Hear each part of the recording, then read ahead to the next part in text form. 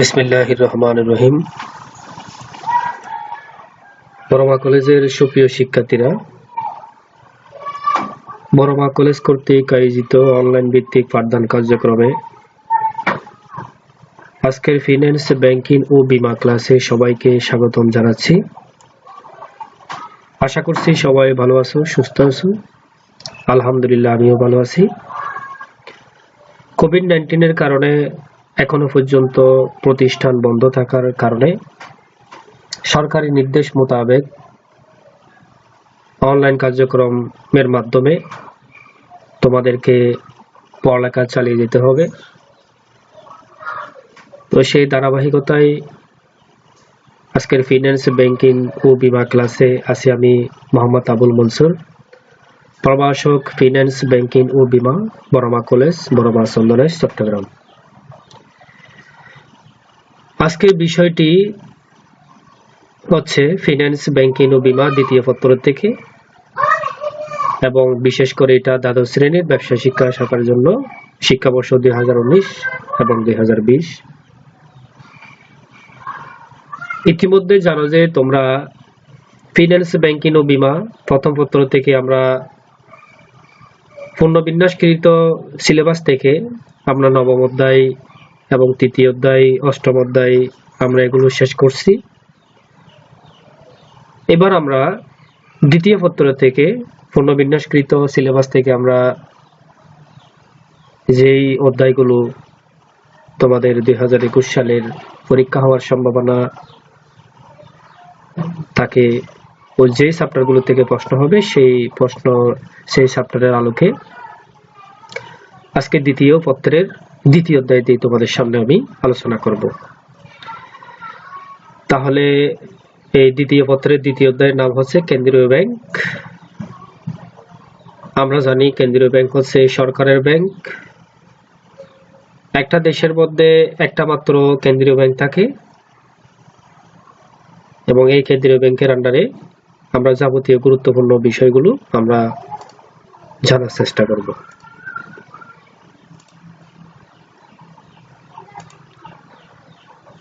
কেন্দ্রীয় ব্যাংক তোমরা দেখতে পাচ্ছ। আমরা ডিটেলস পড়ার আগে আমরা ভূমিকাটা একটু পড়ে নিই। প্রাচীনকাল থেকে দ্রব্য সামগ্রী, বিশেষ করে স্বর্ণ ও রূপা বিনিময়ের মাধ্যম ছিল প্রচলিত। ধীরে ধীরে তা বাণিজ্যিক ব্যাংক ব্যবস্থায় পরিণত হয়। বাণিজ্যিক ব্যাংকগুলোর মুনাফা অর্জনের প্রতিযোগিতা দেশের অর্থব্যবস্থায় বিরূপ প্রতিক্রিয়া ফেলে। এর ফলে বাণিজ্যিক ব্যাংকের কাজকে নিয়ন্ত্রণ করার জন্য কেন্দ্রীয় ব্যাংকের উৎপত্তি হয়। কেন্দ্রীয় ব্যাংক ব্যবস্থার উদ্ভব হয়েছে সপ্তদশ শতাব্দীর মাঝামাঝি সময়ে। 1656 সালে রিক্স ব্যাংক অফ সুইডেন নামে বিশ্বের প্রথম কেন্দ্রীয় ব্যাংকের যাত্রা শুরু হয়। তাহলে আমরা রিক্স ব্যাংক অফ সুইডেন, এটা হচ্ছে সর্বপ্রথম কেন্দ্রীয় ব্যাংকের নাম, যেটি প্রতিষ্ঠিত হয়েছিল 1656 সালে। 1694 সালে ইংল্যান্ডে আধুনিক কেন্দ্রীয় ব্যাংক হিসেবে ব্যাংক অফ ইংল্যান্ড প্রতিষ্ঠিত হয়। বর্তমান বিশ্বে একটি স্বাধীন দেশের জন্য স্বতন্ত্র অর্থ ব্যবস্থা প্রয়োজন, যার মাধ্যমে সেই দেশের অর্থনীতি পরিচালিত ও নিয়ন্ত্রিত হয়। কেন্দ্রীয় ব্যাংক দেশের ব্যাংক ব্যবস্থার অভিভাবক বা মুরব্বী। এটি সরকারের মালিকানায় ও নিয়ন্ত্রণে পরিচালিত হয়। ব্যাংকটি দেশের জন্য নোট ও মুদ্রা প্রচলন করে এবং অন্যান্য ব্যাংকের ব্যাংকার হিসেবে কাজ করে। এছাড়াও এটি মুদ্রা বাজারের পরিচালক ও নিয়ন্ত্রক হিসেবে দেশের সামগ্রিক অর্থনীতি বাস্তবায়ন করে থাকে। তাহলে শিক্ষার্থী বন্ধুরা দেখছো, এখানে আমরা কেন্দ্রীয় ব্যাংকটা কি জিনিস এবং এটা প্রথম কেন্দ্রীয় ব্যাংকের নাম কি, এখন আমরা ধারাবাহিকভাবে ডিটেইলস আমরা জানবো। এখানে এক্সাম্পল আকারে কেন্দ্রীয় ব্যাংকটা কি সেটা একটু ডিটেইলস এখানে বর্ণনা করছে। যেমন এখানে ক দেশটিতে ব্যাংক অফ এ নামের একটি ব্যাংক রয়েছে। এই ব্যাংকের মাধ্যমে ক দেশটির অর্থবাজার ও মুদ্রা বাজারের গতি প্রকৃতি নির্ধারণ করা হয়। ব্যাংকটি ক দেশটির সরকারের মালিকানাধীন। এটি দেশের বেসরকারি উদ্যোগে গঠিত ব্যাংকগুলোকে গঠন ও নিয়ন্ত্রণে পরামর্শ দিয়ে থাকে। কোন ব্যাংক যদি অতিরিক্ত সুদ ধার্য করে তবে ব্যাংক অফ এ তা নিয়ন্ত্রণ করে। আবার কোনো ব্যাংকের যদি দেউলিয়া হওয়ার মতো অবস্থা হয় তবে ব্যাংক অফ এ ঋণদানের মাধ্যমে উক্ত ব্যাংকটিতে টিকিয়ে রাখে। এভাবে ব্যাংক অফ এ ক দেশটির জনকল্যাণে কাজ করে। তাহলে উপরের আলোচনা থেকে বলা যায় ব্যাংক অফ এ হলো ক দেশটির কেন্দ্রীয় ব্যাংক, কারণ ব্যাংক অফ এ ক দেশটির মুদ্রা বাজারের গতি নির্ধারক, নিয়ন্ত্রক, অভিভাবক ও মুদ্রা ইস্যুকারী হিসেবে কাজ করে। সর্বোপরি দেশের অর্থনীতি নিয়ন্ত্রণ করে থাকে।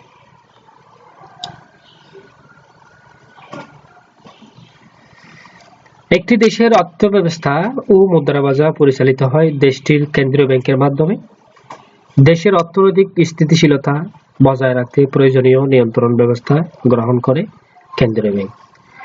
একটি দেশের ব্যাংক ব্যবস্থার প্রাণকেন্দ্র হলো কেন্দ্রীয় ব্যাংক। কেন্দ্রীয় ব্যাংক মুদ্রার প্রচলন, ব্যাংকিং ব্যবস্থার উন্নয়ন, নিয়ন্ত্রণ, বৈদেশিক বিনিময় হার নিয়ন্ত্রণ, আর্থিক নীতি প্রণয়ন এবং সর্বোপরি সরকারের আর্থিক পরিকল্পনা বাস্তবায়নে সরকারকে সহায়তা করে থাকে। মুনাফা অর্জন কেন্দ্রীয় ব্যাংকের উদ্দেশ্য নয়, বরং একটি দেশের অর্থনীতির কল্যাণ সাধনই এর মূল উদ্দেশ্য।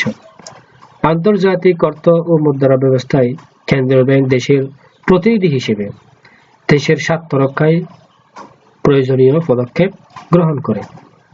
এছাড়া কেন্দ্রীয় ব্যাংক আন্তঃব্যাংকিং লেনদেন নিষ্পত্তিতে নিকাশগণের দায়িত্ব পালন করে। সুতরাং কোন ব্যাংক, যে কোনো দেশের সরকারের ব্যাংক, মুদ্রা বাজারের নিয়ন্ত্রক, অন্যান্য ব্যাংকের ব্যাংকার, নোট ও মুদ্রার প্রচলনকারী দায়িত্ব পালন করে। এছাড়াও ঋণ নিয়ন্ত্রণ, বৈদেশিক মুদ্রার বিনিময় হার নিয়ন্ত্রণ এবং সরকার ও অন্যান্য ব্যাংকের ঋণের শেষ আশ্রয়স্থল হিসেবে কেন্দ্রীয় ব্যাংকের কাজ করে। টু দ্য পয়েন্ট, এটা ইম্পর্টেন্ট পয়েন্ট, মনে রাখতে হবে এটা। আমরা কয়েকটা সংজ্ঞা দেখে নিই। অধ্যাপক হট্রি বলেছেন, central bank is the lender of the last resort, অর্থাৎ কেন্দ্রীয় ব্যাংক হলো ঋণের সর্বশেষ আশ্রয়স্থল। অধ্যাপক কিস্ক এন্ড ইলকিন এর মতে, a central bank is a bank whose essential duty is to maintain stability of the monetary standard, অর্থাৎ দেশের মূল্যস্তর ও অর্থনৈতিক ভারসাম্য রক্ষাকারী ব্যাংকিং প্রতিষ্ঠানই হলো কেন্দ্রীয় ব্যাংক। আরেকটা সংজ্ঞা আছে, আরফি ক্যান্টার বলেছেন, a central bank is a bank to which it has been entrusted the duty of regulating the volume of currency and credit in the country, অর্থাৎ একটি দেশের মুদ্রা ও ঋণের পরিমাণ নিয়ন্ত্রণের দায়িত্বপ্রাপ্ত প্রতিষ্ঠান হলো কেন্দ্রীয় ব্যাংক। তাহলে উপরের এগুলো বিভিন্ন জনে বিভিন্ন মতামত দিয়েছেন। এই আমরা আলোচনা থেকে বলতে পারি কেন্দ্রীয় ব্যাংক হচ্ছে দেশের অর্থব্যবস্থা ও মুদ্রা বাজারের গতি নির্ধারক, নিয়ন্ত্রক, অভিভাবক, মুদ্রা ইস্যুকারী, সর্বোপরি দেশের অর্থনীতি নিয়ন্ত্রণকারী একটি ব্যাংক। এই ব্যাংক সরকারি মালিকানায় প্রতিষ্ঠিত এবং পরিচালিত। আরো সহজ ভাষায় বলতে পারি, কেন্দ্রীয় ব্যাংক হলো সরকারি প্রতিষ্ঠিত এবং মালিকানায় এবং সরকারি পরিচালনায় অধিষ্ঠিত একটি প্রতিষ্ঠান, যেখানের মধ্যে যে ব্যাংকটা একেবারে মুদ্রা বাজারের অভিভাবক, ঋণের শেষ আশ্রয়স্থল, মুদ্রা বাজারের মুরব্বী এবং আর্থিকভাবে অর্থনৈতিক অবস্থা পরিবর্তনকারী এবং নিয়ন্ত্রণকারী যে প্রতিষ্ঠান দায়িত্ব পালন করে তাকে আমরা কেন্দ্রীয় ব্যাংক হিসেবে গণ্য করতে পারবো। এখানে আরো বিশেষ কিছু কেন্দ্রীয় ব্যাংকের বৈশিষ্ট্য দেওয়া আছে, যেমন এটি দেশের সর্বোচ্চ আর্থিক প্রতিষ্ঠান, নোট ও মুদ্রা প্রচলন করে। এই ব্যাংক দেশের অর্থনীতিকে সচল রাখে, অর্থাৎ টাকা ছাপানোর, মুদ্রা ছাপানোর একমাত্র ক্ষমতা হচ্ছে কেন্দ্রীয় ব্যাংকের। এটি মুদ্রা মানের স্থিতিশীলতা রক্ষা করে থাকে, যেটাকে আমরা ইনফ্লেশন বলি, অর্থাৎ এটা মুদ্রাস্ফীতি নিয়ন্ত্রণ করে থাকে কেন্দ্রীয় ব্যাংক। এরপরে এটি অন্যান্য ব্যাংকের ব্যাংকার হিসেবে কাজ করে দেশের মুদ্রাস্ফীতি ও দেশের সংকোচনের মধ্যে এই ব্যাংক ভারসাম্য রক্ষা করে। এই ব্যাংক মুদ্রা বাজারের অভিভাবক হিসেবে কাজ করে থাকে, এটি ঋণ নিয়ন্ত্রণ ও মূল্য স্তরের স্থিতিশীলতা রক্ষা করে। এই ব্যাংক সরকারের প্রতিনিধি হিসেবে কাজ করে থাকে।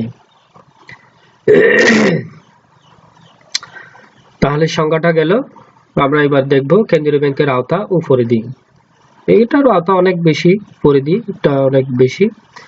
তো প্রথমে দেখতেছি আমরা নোট ও মুদ্রার প্রচলন। দেশের মধ্যে নোট ও ইস্যু ও মুদ্রা প্রচলনের একক দায়িত্বপ্রাপ্ত প্রতিষ্ঠান হলো কেন্দ্রীয় ব্যাংক। ব্যাংক কোম্পানি আইন অনুযায়ী নোটের বিপরীতে কেন্দ্রীয় ব্যাংক প্রয়োজনীয় বৈদেশিক মুদ্রা রিজার্ভ করে থাকে। মুদ্রার মান নিয়ন্ত্রণ কেন্দ্রীয় ব্যাংকের আওতাধীন। এই ব্যাংক অর্থের সরবরাহ নিয়ন্ত্রণ করে, মুদ্রাস্ফীতি ও মুদ্রা সংকোচন রোধে কার্যকর ব্যবস্থা নেয়। এছাড়া মূল্যস্তরের স্থিতিশীলতা রক্ষা ও বিদেশি মুদ্রার বিনিময় হারও কেন্দ্রীয় ব্যাংক নির্ধারণ করে থাকে। সরকারের ব্যাংকার। কেন্দ্রীয় ব্যাংক সরকারের ব্যাংকার হিসেবে দায়িত্ব পালন করে থাকে, যথা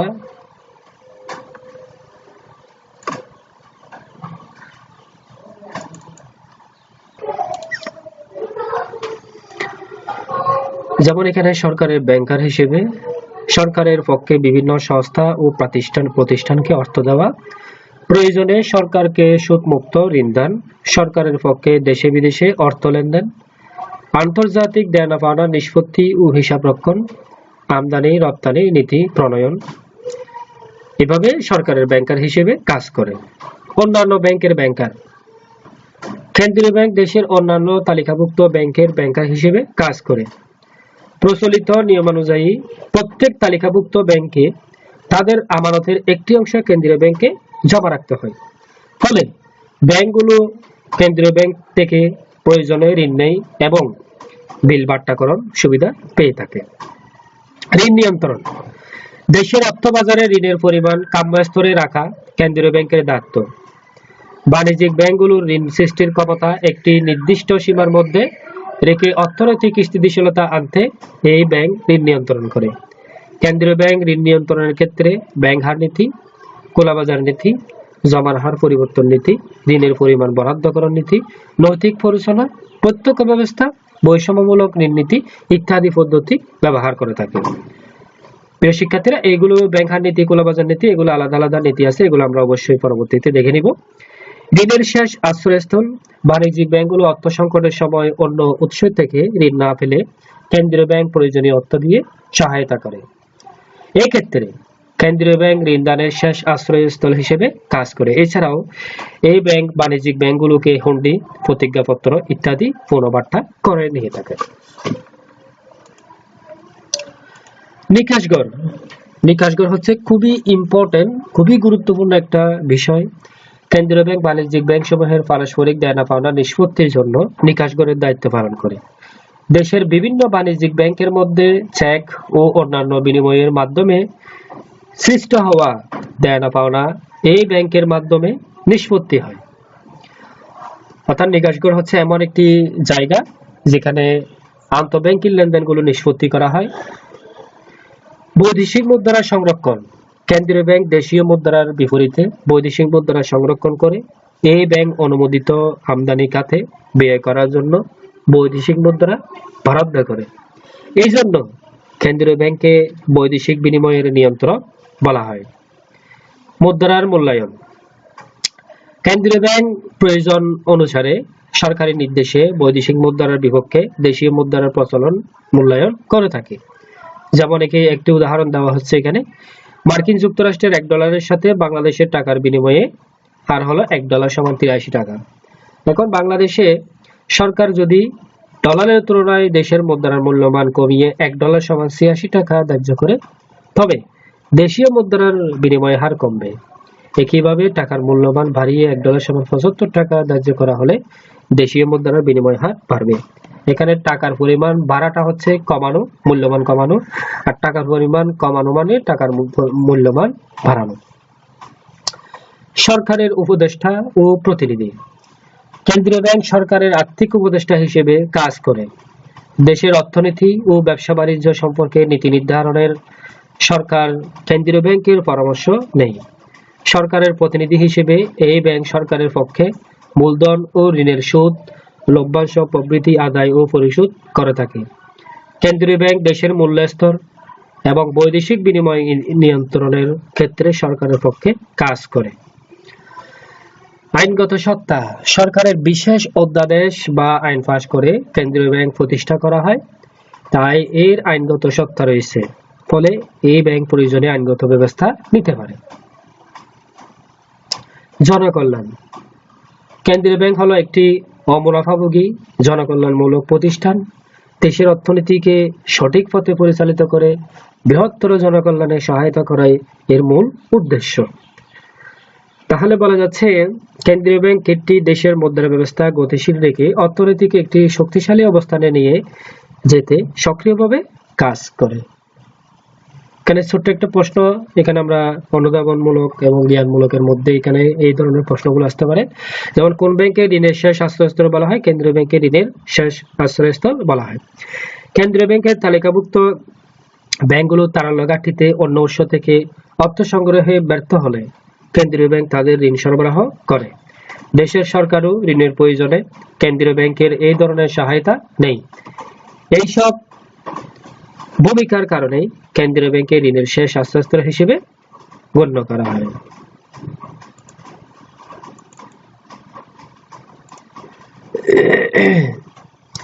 প্রিয় শিক্ষার্থী বন্ধুরা, কেন্দ্রীয় ব্যাংকের উৎপত্তি ও ক্রমবিকাশ, এখানে অনেকগুলো তথ্য আছে, এগুলো একটু পড়তে হবে। এরপরও কিছু তথ্য আমরা, যেমন এখানে এই সপ্তদশ শতাব্দীর মাঝামাঝিতে 1656 সালে রিক্সব্যাংক ফ্রম সুইডেন বিশ্বের প্রথম যাত্রা শুরু করে এটি প্রথম বেসরকারি কেন্দ্রীয় ব্যাংক হিসেবে প্রতিষ্ঠিত হয়। তবে 1668 সালে রাষ্ট্রীয় হিসেবে স্বীকৃত পায়।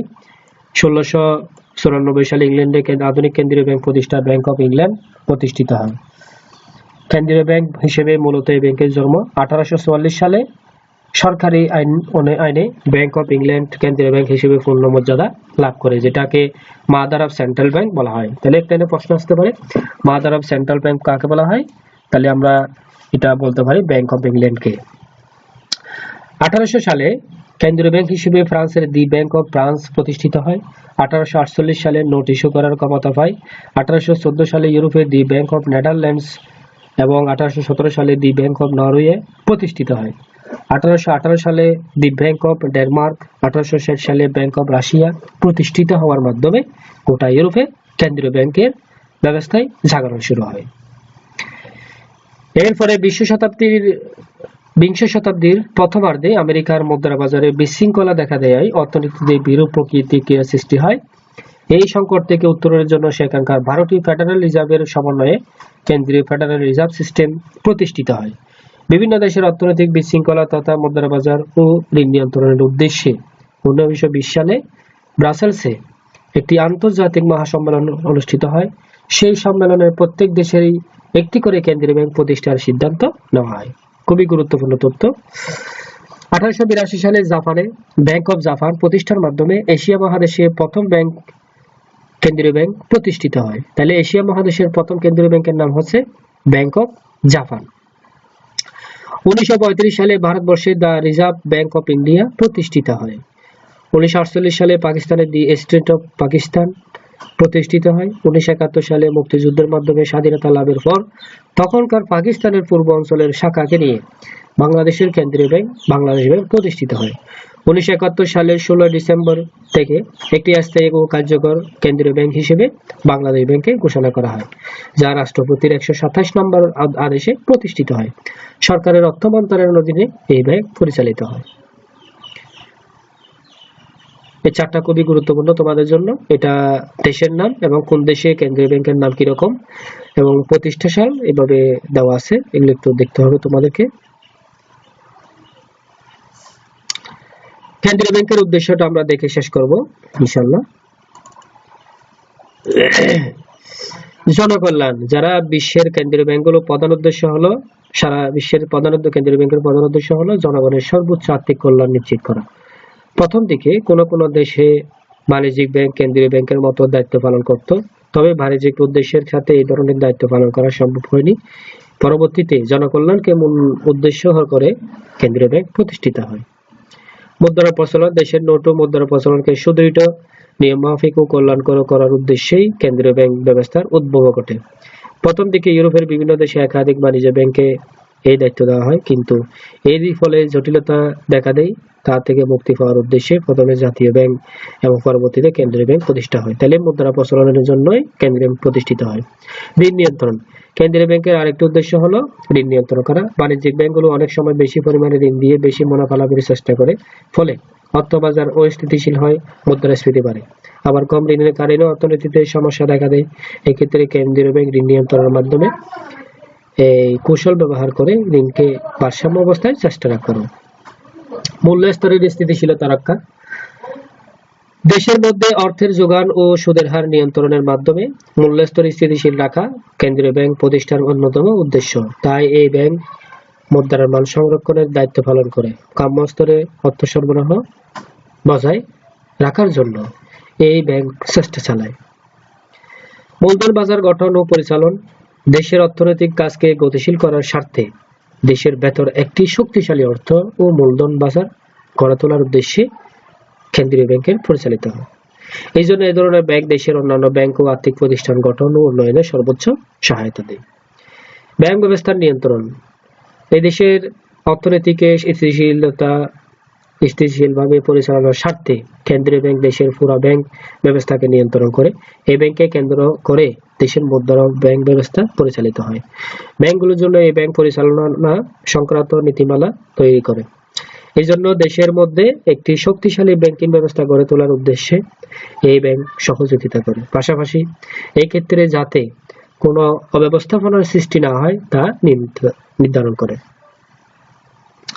সরকারি ব্যাংক হিসেবে দায়িত্ব পালন। এটা আমরা আগে পড়ছিলাম, সরকারি ব্যাংক হিসেবে দায়িত্ব। বৈদেশিক বিনিময় নিয়ন্ত্রণ। আমরা জানি এলসি গুলো করা হয় একমাত্র আমরা বিভিন্ন ব্যাংকের মাধ্যমে, এটা অ্যাপ্রুভ করে কিন্তু কেন্দ্রীয় ব্যাংকই। বর্তমানকালে ছোট বড় সব দেশে বৈদেশিক মুদ্রার লেনদেন বাইরে যাওয়ার বৈদেশিক মুদ্রার বিনিময় হার নির্ধারণ, রিজার্ভ সংরক্ষণ ও পরিচালনা অত্যন্ত গুরুত্বপূর্ণ কাজ বলে বিবেচিত হচ্ছে। তাই বৈদেশিক বিনিময় কাজ যাতে ব্যাহত না হয় সেজন্য তার দক্ষতার সাথে পরিচালনা ও নিয়ন্ত্রণ করাও কেন্দ্রীয় ব্যাংকের গঠনের আরেকটি উদ্দেশ্য। নিকাশগণের দায়িত্ব পালন। এটা আমরা পড়ছি। বহির্বিশ্বের সাথে সম্পর্ক। যেমন এখানে বর্তমানে কোনো দেশই অর্থনৈতিকভাবে একলা চলনীতি অনুসরণ চলতে পারে না। তাই অন্যান্য দেশের সাথে অর্থনৈতিক সম্পর্ক রক্ষার ক্ষেত্রে কেন্দ্রীয় ব্যাংক ব্যাংকের উপর নির্ভর করে। পৃথিবীর বিভিন্ন দেশের কেন্দ্রীয় ব্যাংকের সাথে যোগাযোগ রক্ষা করে আন্তর্জাতিক আর্থিক সম্পর্কের ভিত গড়ে তোলা কেন্দ্রীয় ব্যাংকের অন্যতম উদ্দেশ্য। সর্বোচ্চ জাতীয় স্বার্থ সংরক্ষণ খুবই ইম্পর্টেন্ট। কেন্দ্রীয় ব্যাংকের আরেকটি উদ্দেশ্য হলো সব কাজের মাধ্যমে সর্বোচ্চ জাতীয় স্বার্থ রক্ষা সংরক্ষণের চেষ্টা করা। দেশের উৎপাদনের সব কাজ যেন সমান প্রাধান্য পায়, এই জন্য কেন্দ্রীয় ব্যাংক জাতীয় অর্থনৈতিক উন্নয়ন পরিকল্পনা প্রণয়নে সরকারকে পরামর্শ দেয়। ব্যাংকটি নির্ধারিত নীতি ও পরিকল্পনা বাস্তবায়নের চেষ্টা চালায় এবং অধস্তন ব্যাংক ও দেশের আর্থিক প্রতিষ্ঠানগুলোকে সেই লক্ষ্য পরিচালনার চেষ্টা করে। তাহলে এই ছিল কেন্দ্রীয় ব্যাংকের প্রধান উদ্দেশ্য। আশা করি যে বিষয়গুলো তোমাদের সামনে উপস্থাপন করলাম এগুলো বোঝার চেষ্টা করবা এবং আয়ত্ত করার চেষ্টা করবে। যদি কোনো পয়েন্ট না বুঝে থাকো তাহলে পরবর্তী ক্লাসে তোমরা এটা কমেন্ট বক্সে উল্লেখ করবা। আশা করি এটা আমরা পরবর্তী ক্লাসে আমরা আলোচনা করব। আজকের ক্লাসে সবাই ধৈর্য সহকারে শ্রবণ করার জন্য সবাইকে ধন্যবাদ জানাচ্ছি। সবাই সুস্থ থাকো, ভালো থাকো, খোদা হাফেজ।